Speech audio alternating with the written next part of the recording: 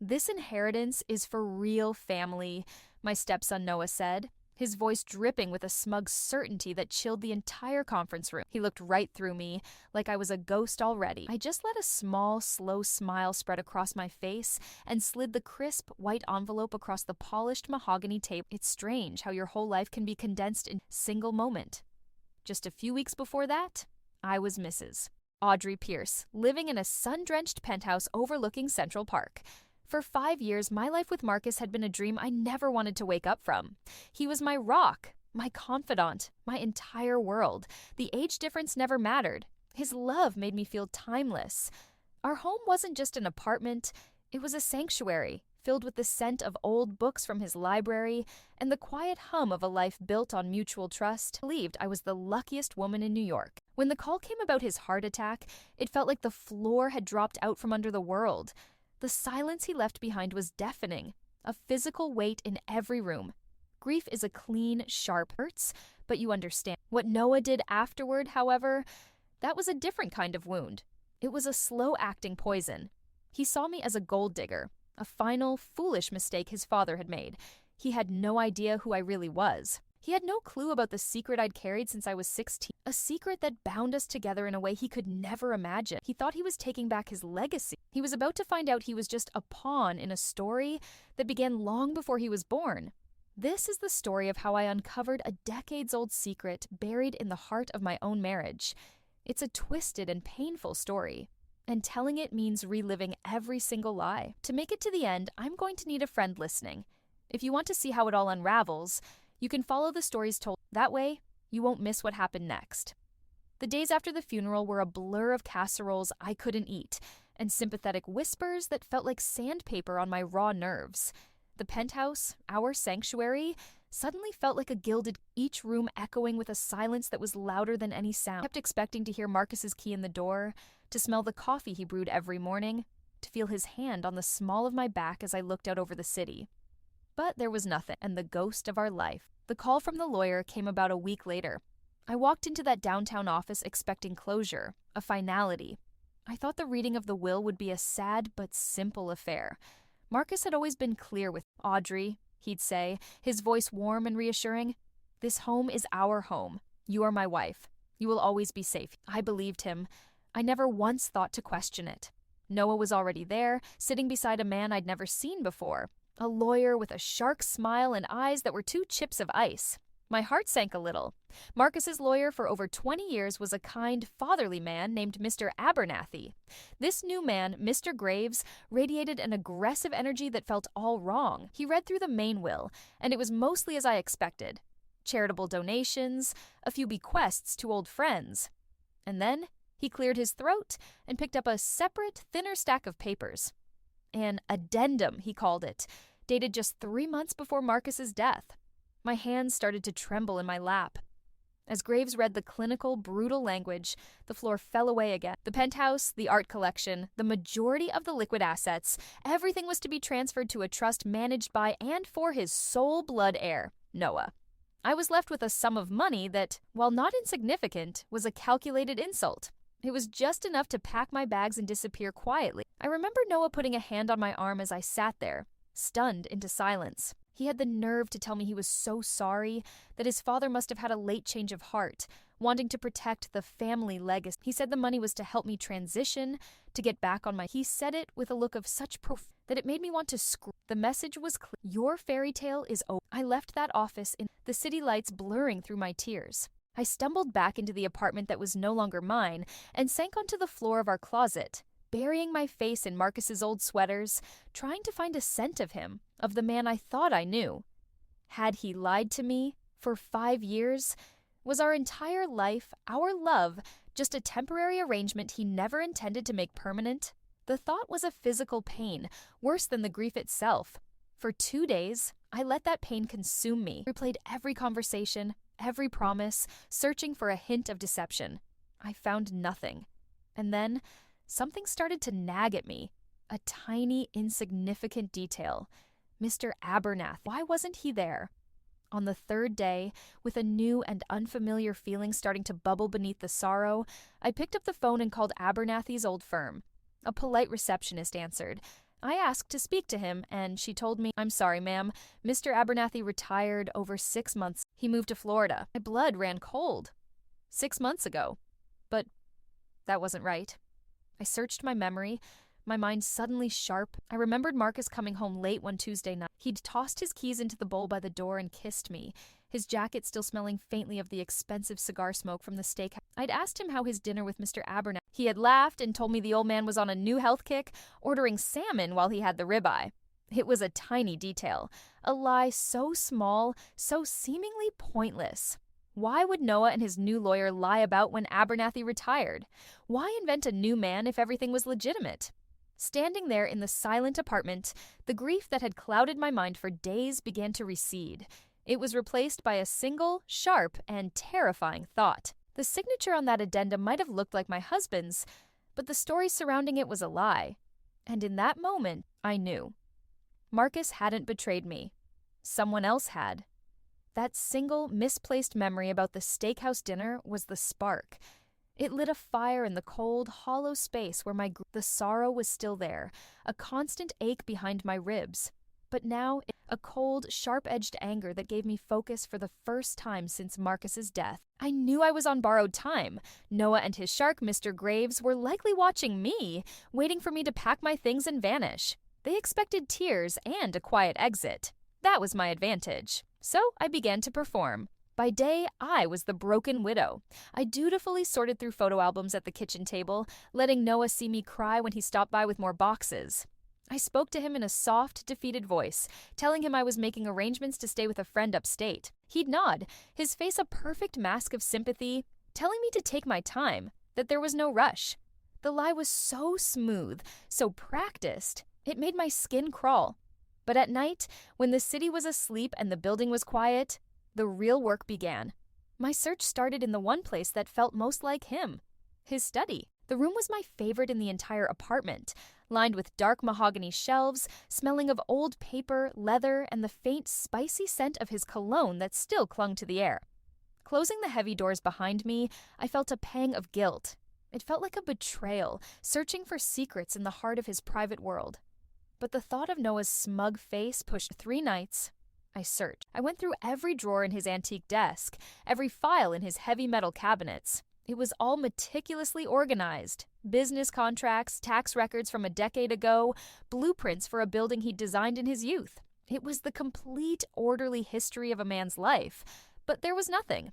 No mention of a new lawyer, no draft of an addendum, nothing to suggest a change of heart.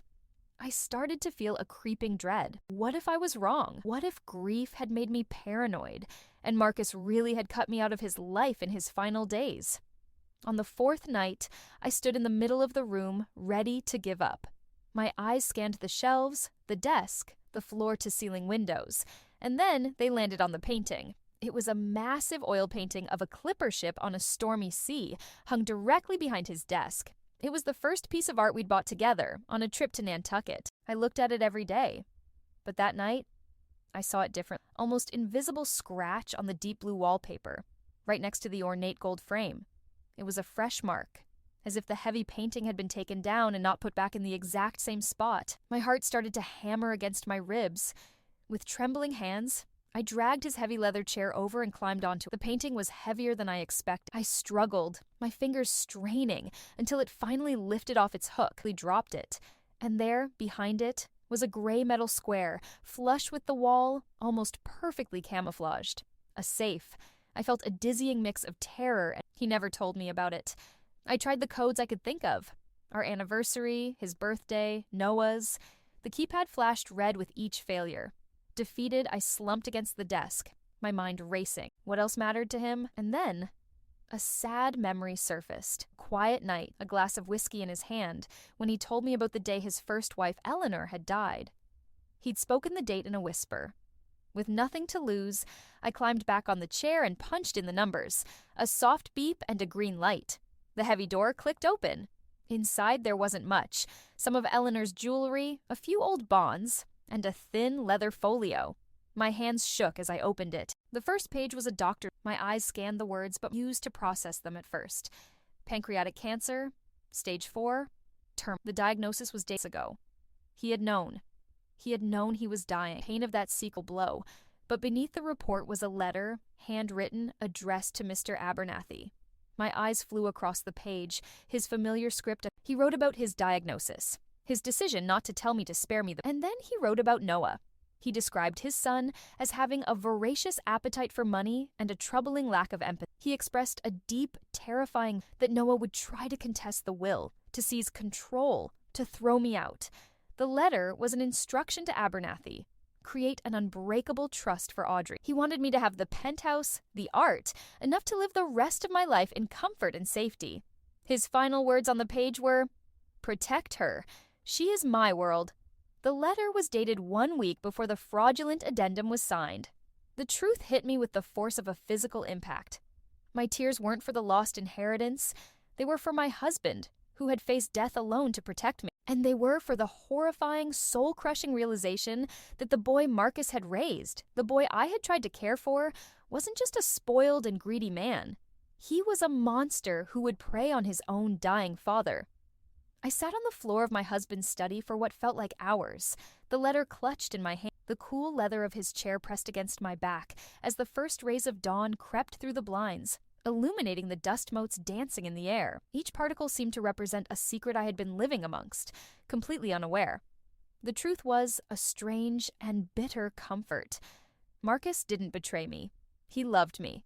He had died trying to protect. That comfort was wrapped in a thick blanket of Noah's actions, the calculated deception. It was a darkness I couldn't have imagined. For a moment, I felt completely and utterly paralyzed. I had the truth in a letter, but what was that against a legal document? Against a team of ruthless lawyers? I was just a grieving widow. Who would believe me? The letter was addressed to Mr. Abernathy. He was the only other person who knew Marcus's true intentions. Noah and his lawyer had lied about him retiring. They had erased him from the picture. I realized then that finding him was my only next step. My initial search was fruitless. The old firm wouldn't give out any. There were no public order. It felt like he had vanished. For 2 days, I hit nothing but dead ends. I started to feel that old despair creeping back in. Then, I remembered something Marcus had sponsored a few years back, a charity gala for the city's Legal Aid Society. He had received an award, and the program, which I found tucked away in a memory box, listed the event's board members. Mr. Abernathy was on it, and so was his wife, Catherine. A quick search for Catherine Abernathy led me to a public social media profile. It was mostly pictures of her garden and her grandchildren. My heart ached looking at the images of their happy, normal life, a life Noah had threatened. One of the photos was of her and her husband, smiling, tagged at a small cafe in Brooklyn, posted only a week ago. Not Florida. He was hiding right here in the city. I found a number for their daughter and called, my voice shaking. I gave her a carefully edited version of the truth, telling her I was Marcus's widow, and I had an urgent personal message for her father regarding Marcus's final wishes. She was hesitant, but something in my voice must have convinced her. She agreed to pass along my number. 2 hours later, he called. His voice was tired, frail, not the confident and warm tone I remembered. He agreed to meet me, but his conditions were strict. A specific park bench in Queens the next day, midday. No one could know. The man I met on that bench looked 10 years older than the last time I'd seen him. He was hunched, his eyes constantly scanning the people walking by. He told me his story in a hushed, broken voice, and I listened as the true, sickening depth of Noah's plan was revealed. He explained that Noah had shown up at his office, unannounced, about 4 months ago. He wasn't alone. Mr. Graves was with him. Noah had known everything about Marcus's diagnosis. Abernathy suspected he had been intercepting his father's mail. Noah laid out his demands simply. Abernathy was to retire immediately, hand over all of Marcus's files, and disappear. When Abernathy refused, Graves took over. He told me the lawyer had slid a file across the desk. It contained documents from a case 30 years ago, early in Abernathy's career. A mistake he had made, a detail he had overlooked, which he had rectified and tried to forget ever since. It wasn't illegal, but it was a serious ethical breach. Graves made it clear that if he didn't cooperate, that file would be sent to the State Bar Association. His career would be over, his reputation destroyed, his name dragged through the mud. But the final threat was what broke him. Graves had casually mentioned what a lovely daughter Abernathy had, and what a shame it would be if her husband's firm were to suddenly be subjected to a grueling and public financial audit. He confessed to me, his eyes filled with shame, that he had folded. He was a grandfather. He couldn't risk his family's security.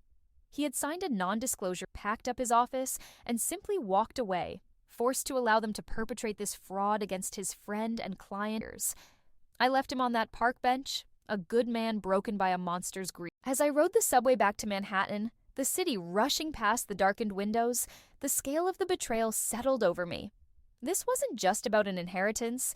This was a conspiracy built on blackmail, cruelty, and the emotional destruction of everyone who stood in Noah's way. He hadn't just forged a document, he had shattered lives. I walked back into the penthouse, our home, and looked at a photo of Marcus and me on our wedding. The sadness was still there, a deep cavern, but sitting with it now was a cold, hard stone of resolve. Noah hadn't just stolen my money.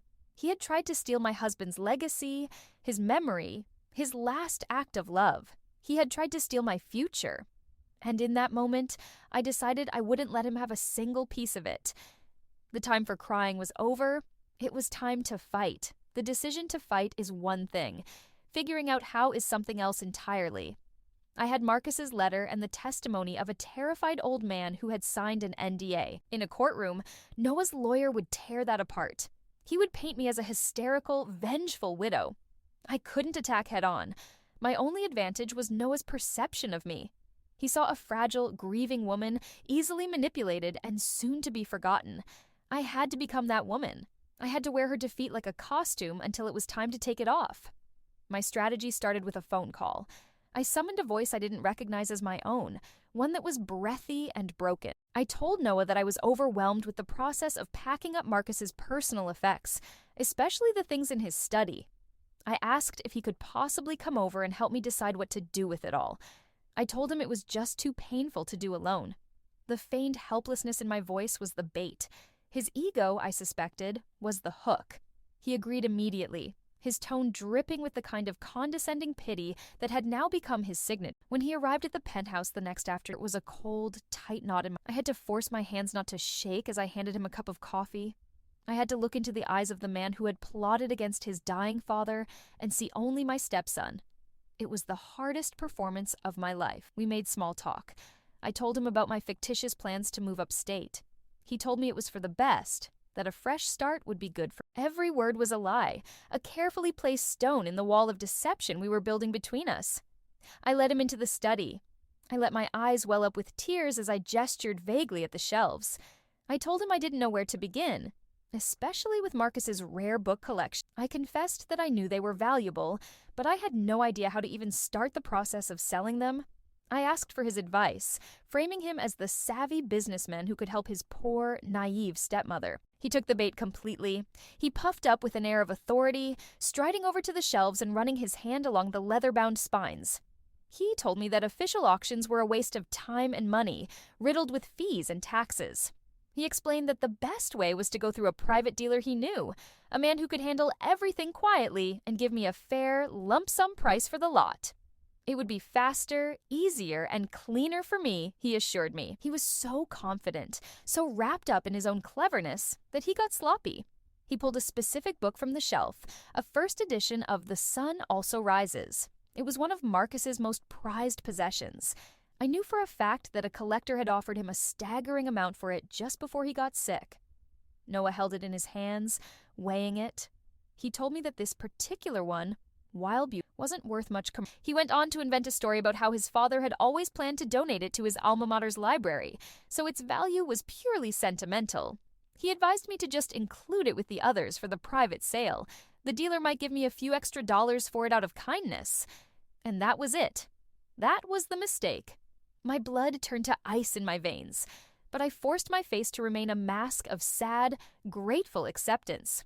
Because I had been there when the collector made the offer. I was standing right next to Marcus when he'd laughed and refused, telling the man that this book was his ace in the hole, his rainy day fund for our future. He would never have donated it. Noah's lie was so specific, so unnecessary. He could have just said it was valuable and let it be sold with the rest. But his greed was too precise. He wanted that specific book for himself. He had invented a lie to devalue it in my eyes, to ensure it would pass through his dishonest dealer and into his own hands for almost nothing. He left an hour later, convinced he had played me perfectly. He thought he was one step closer to liquidating every last piece of his father's life. But as I stood alone in the quiet study, running my fingers over the worn, embossed title of the Hemingway, I wasn't feeling helpless. I felt a surge of cold, electric clarity. He thought his lie was just another small piece of the puzzle, another way to cheat the grieving widow. But in his arrogance, he hadn't just told me a lie. He had given me a weapon. He had given me a name, the dealer, a concrete, provable falsehood. He had just handed me the first thread I needed to unravel his monstrous web. Noah's lie about the book was the first crack in his fortress. It wasn't just a lie. And for the first time since this nightmare began, I had a path to follow that he didn't know I was on. The private dealer he mentioned, that was my next target. I spent the next day playing the part of the dutiful widow, carefully wrapping porcelain figurines in tissue paper while my mind was racing, planning my first real move. I knew I couldn't investigate this man myself. A grieving widow asking questions about a rare book dealer would raise immediate red flags. This required a professional, someone who could move through the city's underbelly without a ripple. I used a portion of the money Marcus had left me, the money Noah had dismissed as a pittance, and I hired the best private investigator I could find. He was a former NYPD detective, a man with a quiet demeanor and eyes that seemed to see everything. I met him in a sterile, anonymous office, and I gave him the dealer's name, along with the names of Noah and Mr. Graves. I told him I suspected fraudulent activity related to my husband's estate. I didn't show him the letter. I didn't tell him about Mr. Abernathy. I kept my most powerful cards close to my chest. I just pointed him at the thread and let him pull. For a week, I heard nothing. It was the most agonizing 7 days of my life. I continued my performance, packing boxes, sighing with believable sadness whenever Noah called to check in. He was getting impatient. He kept asking when I would be moving out, his fake concern wearing thinner with each call. I told him I was finalizing things, that it was all so difficult. In reality, I was waiting, living on a knife's edge of hope and fear. Then the call came. The investigator had his report. When I opened the thick manila envelope he delivered, my world shifted on its axis once again. The first few pages confirmed what I suspected. The book dealer wasn't just a casual acquaintance, he and Noah were partners. The PI had unearthed business records for a shell corporation, founded 2 years prior, with 3 names on the documents: Noah Pierce, the book dealer, and the lawyer, Mr. Graves. Their business was listed as asset liquidation. They were a pack of wolves, and my husband's estate was their latest hunt. The report even detailed a similar situation from 18 months ago, a contested inheritance where Graves had represented the challenger, and this same dealer had been brought in to value and sell the assets for a fraction of their worth. This was a professional operation, but it was the final section of the report, the personal financial audit on Noah, that made me stop breathing.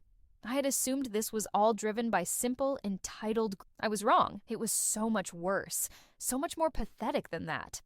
The pages laid out a portrait of a man in absolute freefall.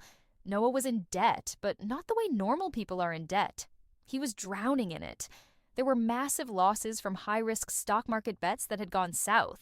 There were records of huge cash withdrawals from accounts linked to offshore sports betting sites. And most chillingly, there were copies of legal letters from aggressive, high-interest lenders, the kind of people who don't just take you to court when you default. The due dates on those loans were weeks away. He wasn't trying to get richer. He was trying to plug a hole in a sinking ship before it dragged him to the bottom. It all clicked into place. The desperation, the speed of his actions after Marcus's death, the need to liquidate everything so quickly and quietly. He wasn't just hungry for the money. He was terrified. He had likely been borrowing against his future inheritance for years, and now his creditors were coming to collect. His father's terminal diagnosis wasn't a tragedy, it was a deadline. I leaned back in my chair, the papers spread across the dining. The man I had seen as a cold, calculating monster was also a reckless, terrified. His cruelty wasn't born of strength, but of He had dismantled his dying father's final wishes, blackmailed an old man into silence, and tried to cast me out into the street, all to cover up his own stupid, greedy mistakes. The knowledge was sickening, but it was also a weapon. He wasn't a criminal mastermind. He was a cornered animals make mistakes. He had built this elaborate scheme, this fortress of lies, but I had just been given the blueprints. I finally understood the why behind it all, and that told me exactly how to tear it all down.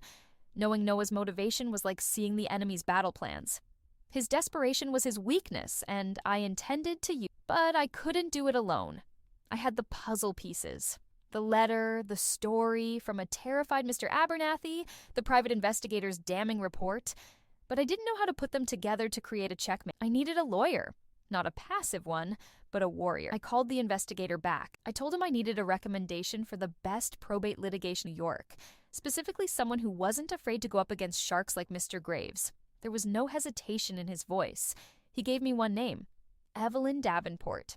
He told me she was brilliant, relentless, and had a reputation for taking on the most complex and corrupt financial cases in the... He also told me she was incredibly selective about her clients. Getting a meeting wasn't easy, but I used the one thing I had, the Pierce family name. It still opened doors. I walked into her office on the 50th floor of a glass and steel skyscraper, a world away from the quiet grief of my apartment. The air hummed with a quiet, intimidating power. But I wasn't the same woman who had crumpled in a lawyer's office just a few weeks ago. My grief was now my armor. My purpose was my sword. Evelyn Davenport was exactly as the investigator had described. She had a sharp, intelligent gaze that seemed to dissect me as I sat down. I didn't start with emotion. I started with facts. I laid out the case with the same methodical precision I'd used in my own secret investigation. I presented the fraudulent addendum. I told her the story of Mr. Abernathy's forced retirement. I handed her the investigator's report, walking her through the Shell Corporation, the partnership between Noah, Graves, and the dealer. I pointed out the previous case they had been involved in. I explained Noah's crippling debt as the motive. She listened, her face a perfect, unreadable mask, her long fingers steepled under her chin. She read every page I gave her without interruption. When I was done, heavy silence filled the room. Finally, I played my last card. I took Marcus's letter from my purse and slid it across the vast, polished desk. I watched her eyes scan his familiar handwriting. I saw the slightest flicker of something in her expression as she read his final, desperate plea to protect me. When she finished, she looked up at me. She told me that I had a very strong case, but that it would be a brutal fight. She explained how Graves would try to bury us in motions, how he would drag my name through the mud, painting me as a gold-digging opportunist. She warned me that it could take years and cost a fortune. My heart began to sink, but then she picked up the PI's report again, tapping a single, manicured finger on one of the pages. The page that detailed the other case, the one from 18 months ago. She looked at me, and for the first time, I saw a flicker of a predatory smile. She told me she knew that name, the family from that other case a year ago, seeking justice. She explained that they had a similar story, a suspicious last-minute change to a will, an aggressive lawyer, and a collection of valuable assets that were sold off for pennies on the dollar by the same dealer. But they didn't have the evidence I had. They couldn't prove the conspiracy, the direct link between the lawyer and the dealer. They had been too afraid, too emotionally and financially drained to pursue a fight they weren't sure they could win. The air in the room suddenly felt electric. Ms. Davenport leaned forward, her eyes locked on mine. She explained that my evidence changed everything. The PI's report, proving the existence of the Shell Corporation, was the missing piece. It elevated their scheme from a series of opportunistic civil offenses into a pattern of deliberate criminal conspiracy, racketeering. I had walked into that office hoping to find a lawyer to fight for my inheritance, but the path to my victory, I now realized, was not just about me. It was about them. My personal tragedy was the key to unlocking justice for another family, and more importantly, to building a case so strong it wouldn't just win me back my home. It could potentially land Noah in jail and get Mr. Graves disbarred for life. I left her office and stepped out into the bright afternoon sun, but the world looked different. The fight was no longer a defensive one. We were on the offensive now. Noah and his crew hadn't just wronged a widow, they had made a career out of preying on the grieving and the vulnerable. And we were about to launch a hostile takeover of our own. The alliance with Evelyn Davenport and the other family, the Millers, transformed my solitary fight into a campaign. I met with them in a quiet corner of a hotel lobby, a middle-aged son and his elderly mother, their faces etched with the same weary pain I knew so well. They told me their story, and it was like listening to an echo of my own. A beloved patriarch, A sudden illness, a last-minute suspicious codicil to the will, and the sudden appearance of the predatory Mr. Graves. They had been bullied and ultimately exhausted into giving up. Forced to watch as their family's legacy was auctioned off by the same smirking dealer Noah had recommended to me, listening to them, my resolve hardened from steel into diamond. This was for them, too. This was for every person this pack of wolves had ever preyed upon. While Ms. Davenport's team worked quietly in the background, issuing subpoenas and gathering a mountain of financial evidence that linked Noah, Graves, and the dealer, my job was to maintain the facade. The pressure was intensifying. Noah was calling almost daily, his voice losing its patient, condescending edge. He started asking for my move-out date, telling me the trust needed to take possession of the apartment to formally appraise it. I could feel the net tightening. His creditors were breathing down his neck. He was getting desperate to liquidate his prize asset. I kept putting him off with believable excuses. Problems with movers, a delay with the friend I was supposedly staying with. Each conversation was a tightrope walk over a canyon. A week into our preparations, Ms. Davenport called me into her office. She laid out the situation with stark clarity. We had them. The evidence was ironclad. The link to the Miller case established a clear pattern of criminal conspiracy. We could file the lawsuit now, she explained, and we would almost certainly win. But it would be a long, ugly war. Graves would use every dirty trick to drag it out for years, trying to bleed me dry. My name, Marcus's name, would be all over the tabloids. Then she offered another path, a surgical strike, a private confrontation where we could present our ins at once, giving them no time to strategize, no room to escape. A move designed not just to win, but to force a swift and unconditional surrender. I thought of the Millers. I thought of Marcus's memory. Public circus was the last thing he would have wanted. I told her to plan the surgical strike. The only question was where. The location had to be not our territory, not theirs. It needed to be a place where Noah felt powerful, but was also incredibly vulnerable. And then it came to me. An article I'd seen in a society blog just days before. It was an announcement for the annual luncheon and board meeting of the Pierce Family Foundation, the charitable organization that had been Marcus's greatest pride. The article proudly named Noah Pierce as the new chairman who would be giving his inaugural address. My heart began to pound. It was perfect. It was a stage. Noah wouldn't just be Noah there. He'd be playing the part of the respectable philanthropist, the worthy son stepping into his great father's shoes. He'd be surrounded by the city's elite, by board members who had respected Marcus for decades. His reputation, the very thing he was trying to build on top of his father's grave, would be on the line. A whisper of scandal in that room would be a social bomb. It was a trap he would never see coming because it was a stage he had built for himself. Ms. Davenport agreed it was the perfect venue. The next day, she drafted a formal, polite letter on my behalf. In it, I, as Marcus's grieving widow, requested the honor of attending the luncheon. I wrote that I wanted to be there to support Noah and to quietly observe the continuation of my beloved husband's charitable legacy. It was a request dripping with sentimental humility. It was a request he couldn't possibly deny without looking like a monster to the entire board. 2 days later, the official invitation arrived on thick, cream-colored cardstock. His acceptance was my death warrant. He thought he was granting a final, pitying wish to the woman he had already defeated. He had no idea he was personally inviting his executioner to his own coronation. The date was set. The evidence was compiled into a series of neat, damning binders. All the pieces were in place. In 3 days, Noah would stand up in front of his father's world to claim his inheritance. He was expecting a round of applause. He was going to get a reckoning. The last 24 hours before the luncheon felt like the strange, heavy calm before a hurricane. The city hummed along outside my windows, oblivious. But inside the penthouse, the air itself felt waiting electricity. The frantic energy of the past few weeks, the secret searches, the clandestine meetings, the late-night strategy calls with Ms. Davenport had subsided. All the pieces were now in place. There was nothing left to do but wait for the dawn. I spent the day in a state of focused. I wasn't packing boxes, I was preparing for war.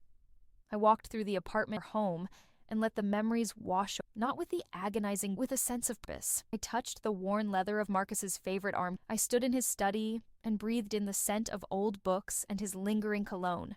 This was what I was fighting. Not the monetary value of these things, but the life, the love they represent, his memory. In the afternoon, I laid out my armor for the next day. A simple, elegant sheath dress in a deep charcoal gray. It was the dress Marcus had bought me for our 3rd anniversary. It was understated, powerful, and respectful. It was the last. Wearing it would feel like having him a silent back. I reread the final summary Davenport had sent over, a timeline of Noah's deceit, a flowchart of his conspiracy. The words on the page were cold, hard facts, but they felt like a sacred text, a manuscript of the justice we were about to deliver. A wave of restlessness hit me late in the afternoon. I needed to walk, to feel the solid. I put on a simple coat and sunglasses and walked out into the crisp autumn air of the city. I walked for miles without a destination, just letting the rhythm of the city soothe nerves. As I was heading back, cutting down a quiet side street a few blocks from the apartment, I saw them. It was Noah and Mr. Graves, sitting at a small table outside a cafe. My blood ran cold, and I instinctively ducked into the shadow of a nearby doorway, my heart in my chest. They hadn't seen. I watched them, and a scene of utter discord played out before my eyes. They weren't a team of victors enjoying the spoils. They were a viper's nest. I couldn't hear their words, but their body language was a shout. Graves was rigid with fury, his hand chopping the air in sharp, angry gestures as he spoke. Noah was a portrait of a man crumbling. He was pale, sweating, constantly running a shaking hand through his hair. He looked small, like a child being reprimanded, not a co-conspirator. At one point, Graves slid a phone across the table, showing Noah something on the screen, and I saw a look of pure, unadulterated panic flash across Noah's face. It was clear their alliance, forged in greed, was fracturing under the weight of Noah's desperation. The creditors were closing in. Graves wasn't looking at a partner, he was looking at a liability who was failing to deliver his prize on time. The shark was getting ready to devour the fool. Seeing that, a profound calm settled. The tiny voice that whispered, "You're wrong, they're too powerful," went silent. They weren't a monolith of power. They were a fragile, rotting partnership, held together by mutual criminality, and it was about to collapse under the slightest pressure. I walked back to the penthouse, the city lights beginning to sparkle against the twilight sky. I stood at the floor-to-ceiling windows, looking out over the world that I had fought so hard to kill. Anger and the fear had been burned away, leaving only a serene, absolute certainty. Planning was over. The waiting was done. Tomorrow, I would walk into that luncheon not as a victim, not as the grieving widow. I would walk in as the executor of my husband's final will. I was no longer the storm-tossed as the storm. I walked into the grand ballroom of the St. Regis, and it felt like stepping onto a stage. The air was thick with the scent of lilies and wealth. A low murmur of polite conversation humming beneath a crystal chandelier the size of a small car. Dozens of faces turned to look at me. The city's old guard, men and women who had known Marcus for decades. I saw pity in their eyes, the gentle, dismissive sympathy reserved for the tragic widow. I let them see what they expected to see. I was wearing my charcoal gray dress, my grief, and my resolve, all tailored to fit perfectly. Ms. Davenport was already there, a pillar of calm confidence near the back of the room. We exchanged a brief, almost imperceptible nod. Our plan was set. Our forces were in position. Noah was in his element, gliding between tables, accepting handshakes and condolences with a practiced, somber grace. He was the very picture of the dutiful son. When he saw me, his face arranged itself concerned. He rushed to my side, hands in his. He told me how brave I was, how much it would have meant. The hypocrisy was almost breathtaking. I allowed my eyes to fill with tears. I thanked him in a whisper, and I let him lead me to a small table near the front. The final act of my performance had begun. The luncheon was an agonizing affair of bland food and even blander speeches. Finally, the moment arrived. Noah stepped to the podium, tapping the microphone and waiting for the room to fall silent. He began his speech, and it was a masterpiece of hollow sentiment. He spoke of Marcus's legacy, of family values, of the heavy responsibility he now felt to carry on his father's great work with the foundation. His voice was smooth and earnest. To anyone else, he was the perfect heir. To me, every word was a stone, building the monument of his own arrogance. He was basking in the applause, a triumphant smile on his face, when Ms. Davenport stood up. She didn't make a scene. She didn't have to. Her presence alone was a disruption. Her voice, when she spoke, was not loud, but it was so clear and sharp that it sliced through the lingering applause and brought an immediate, curious silence to the room.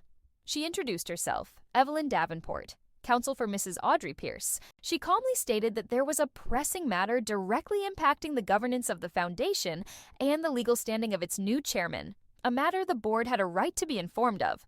A ripple of confusion went through the ballroom.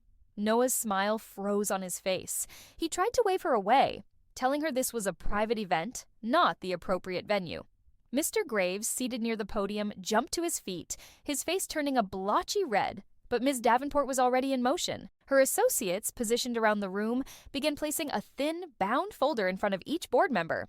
The folders contained everything: a summary of the fraudulent addendum, the PI's report on the Shell Corporation, a signed affidavit from the Miller family, evidence of Noah's catastrophic debts. It was the entire architecture of their crime, laid bare in black and white. But that wasn't the real blow. That was just the opening salvo. As the board members began to read, their faces shifting from confusion to shock, Noah's world was already collapsing. But I had one more secret, the one that had been buried the deepest. I stood up. All eyes, which had been darting between Noah and the papers, now locked on me. I didn't look at Noah. I looked at the board, at the men and women who had called Marcus their friend. My voice, when I spoke, was steady. I told them that Noah's entire claim to his father's estate was predicated on one simple, that he was Marcus's sole blood relative. Then I told them my story, the one I had carried in silence my entire adult life. I told them about being a scared 16-year-old girl, about a baby I had to give up, a son I never. The room was so quiet I could hear the frantic scratching of the society, and then I delivered the final, devastating. I told them that Marcus, in his search for a child to adopt, had, by an impossible twist of fate, found and adopted the son of the baby I had been forced to give away. That Marcus had spent the last years of his life trying to find me, the biological mother of the man who fathered his adopted son, to bring our broken family full circle. "This inheritance is for real family," my stepson said. I just smiled and showed him my DNA test. That's how this story began for you. But for me, it ended like this. I looked directly at Noah for the first time, his face a canvas of disbelief and horror. I spoke the final words, my voice ringing with the clarity of a bell. I told them Noah was not my stepson, he was my grandson. Ms. Davenport chose that precise moment to place one last document on the table in front of the lead board member. It was the certified result of a DNA analysis, confirming with 99.9% certainty that I was the paternal grandmother of Noah Pierce. My claim to the Pierce bloodline was not through marriage. It was direct, it was undeniable, and it superseded his. The sound in the room was absolute. A deafening, crushing silence fell over the dozens of shocked faces. The applause was forgotten. The speeches were forgotten. All that was left was the truth, naked and brutal, hanging in the air. Noah stood at the podium, a statue of a broken man. His empire of lies turned to dust at his feet. The silence in that ballroom broke not with a bang, but with 1,000 fractured sounds. A collective gasp from the board members. The scrape of a chair as someone stood up in shock. The frantic, almost silent scratching of the reporter's pen. Noah stood frozen at the podium, his face a horrifying mask of white, slack-jawed He looked from me to the DNA report, then back to me, his eyes finally empty of all their arrogant fire, replaced by the vacant stare of a man whose entire world had just been obliterated. Mr. Graves was already trying to move toward him, to salvage something, but it was too late. The truth was out, and it was a tidal wave that would sweep them all away. I didn't stay to watch the full implosion.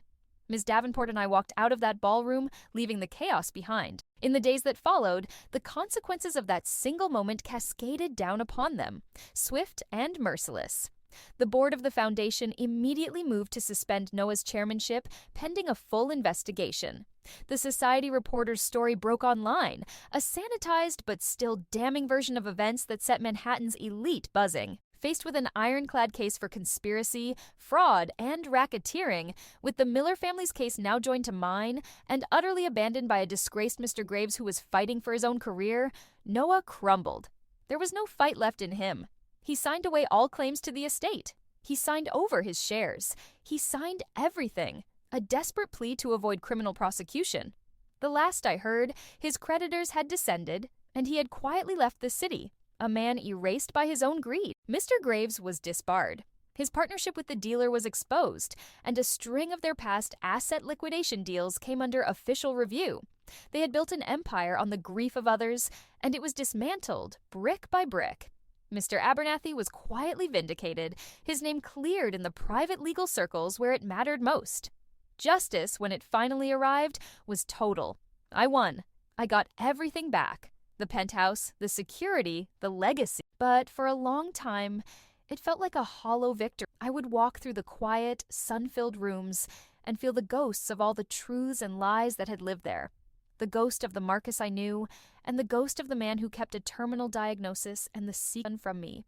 The ghost of the innocent little boy Noah once was, and the ghost of the monster, the real he, didn't come from a legal document. It came months later, when I was sorting through a box of Marcus's old photos.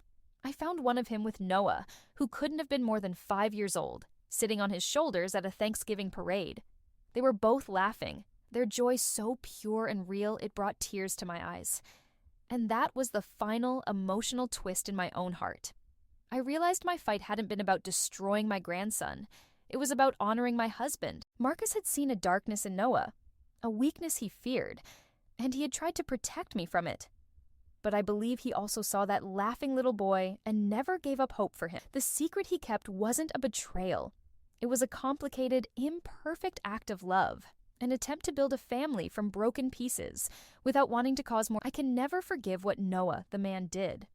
But looking at that photo, I could find a desperate, broken person. I understood that my true inheritance from Marcus wasn't the money. It was the choice of what to do next. I now run the Pierce Family Foundation, but I have changed its mission.